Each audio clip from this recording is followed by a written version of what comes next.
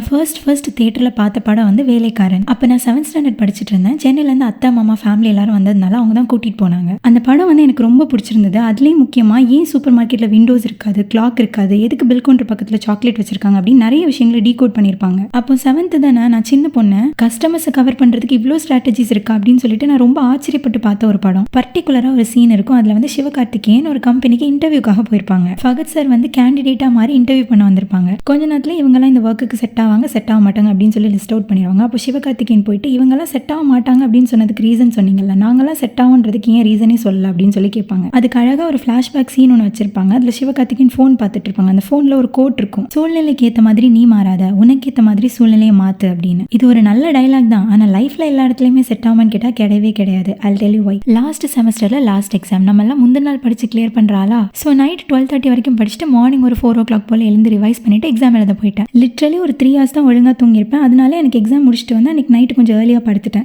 ஊர் திருவிழா அப்படின்னு சொல்லி அடுத்த நாள் காலையில் 5 மணிக்கு ஸ்பீக்கரில் பாட்டு போட்டு விட்டாங்க. எனக்கு முழிப்பு தட்டியாச்சு. வீட்டு பக்கத்தில் ஸ்பீக்கர் சரியான சவுண்டு, எனக்கு மண்டை காஞ்சி போச்சு. தூக்கம் இல்லாமல் ஃப்ரஸ்ட்ரேட் ஆகி காலையில் எங்கள் அம்மா கிட்ட போய் சண்டை போட்டுக்கிட்டு இருக்கேன். எனக்கு இப்போ இந்த பாட்டு ஆஃப் ஆகணும், நீங்கள் போய் சொல்கிறீங்களா இல்லை நான் போய் சொல்லிட்டேன் அப்படின்னு கையாமையும் கத்திக்கிட்டு இருக்கேன். அப்போ சொன்னாங்க, எல்லா நாளும் உனக்கு ஏற்ற மாதிரி சிச்சுவேஷன் இருக்காது, சிச்சுவேஷனுக்கு ஏற்ற மாதிரி நீ அட்ஜஸ்ட் பண்ணி போய் தான் ஆகணும் அப்படின்னு. மதியம் 2 மணி வரை காது கிழிஞ்சு போச்சு. எனக்கு வேறு ஆப்ஷனும் இல்லை. ஸோ சிச்சுவேஷன் மாறல அப்படின்னா சமத்து பிள்ளையா நம்ம மாறி தான் ஆகணும். அடம் பிடிக்க கூடாது, புரியுதா?